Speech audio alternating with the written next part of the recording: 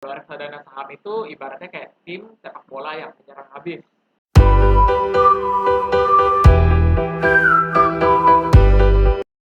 Semuanya, balik lagi di channel Beli Mimpi.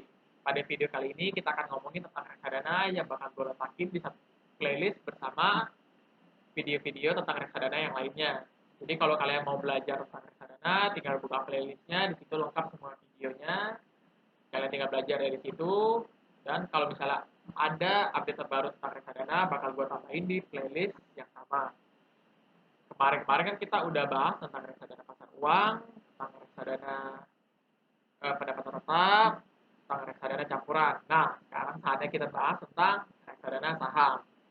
Kayak video-video gue sebelumnya, gue kan suka banget ibaratkan reksadana itu kayak tim sepak bola.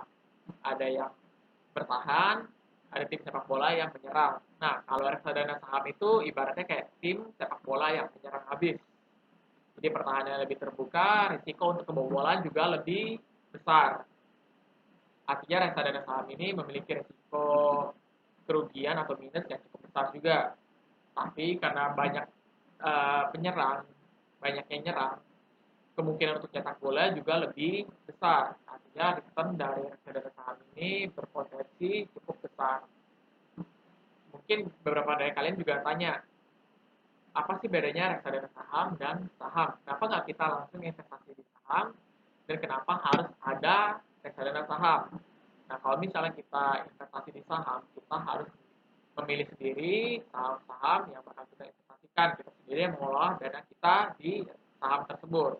Nah, kalau misalnya di reksadana saham, ada manajer investasi yang membantu membelikan saham untuk kita. Jadi, dia yang mengelola dana kita dan memilih sahamnya. Terus perbedaan kedua, dari komposisinya. Kalau saham, otomatis uang kita 100% di saham. Tapi kalau di reksadana saham, uang kita boleh 20% di pasar uang atau obligasi. Jadi resikonya pasar saham itu lebih kecil daripada saham. Nah, kita masuk ke bagian komposisi reksadana saham. Seperti yang gue bilang tadi, 20% dari reksadana pasar saham itu bisa masuk ke pasar uang atau obligasi. Tapi peraturannya minimal 80% harus ada di pasar saham. Jadi mau pasar saham jelek apapun, reksadana saham harus tetap meletakkan dananya 80% di pasar saham. Nih, kalau kita cerita tentang bola lagi nih ya, mungkin reksadana pasar saham ini bisa sama kayak Barca atau Barcelona kali ya.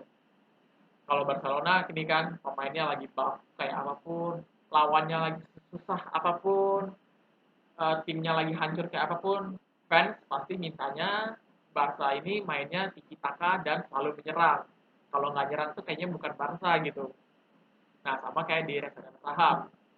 Mau pasar saham lagi jelek apapun, pokoknya minimal 80% harus di saham, nggak boleh kurang dari itu.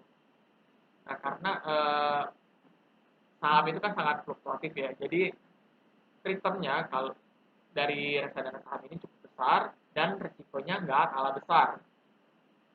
Nah, mungkin ini investasi yang high risk, high return. Terus jadi kapan sih waktu yang tepat untuk kita investasi di reksadana saham? Kalau misalnya kita punya tujuan jangka panjang, lebih dari 5 tahun, nah kalian boleh investasi di reksadana saham. Kalau misalnya kalian punya profil risiko yang agresif, boleh investasi di reksadana saham.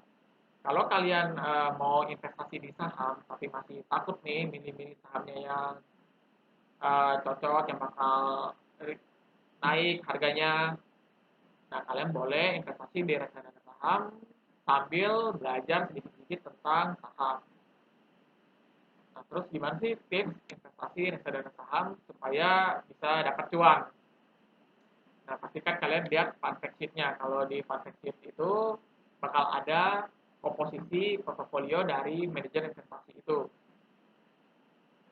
Nah, pilihlah saham-saham yang bagus, yang blue chip. Jangan salah pilih, malah nanti pilihnya manajer investasi yang suka saham gorengan. Jadi terpaksa kita punya saham gorengan.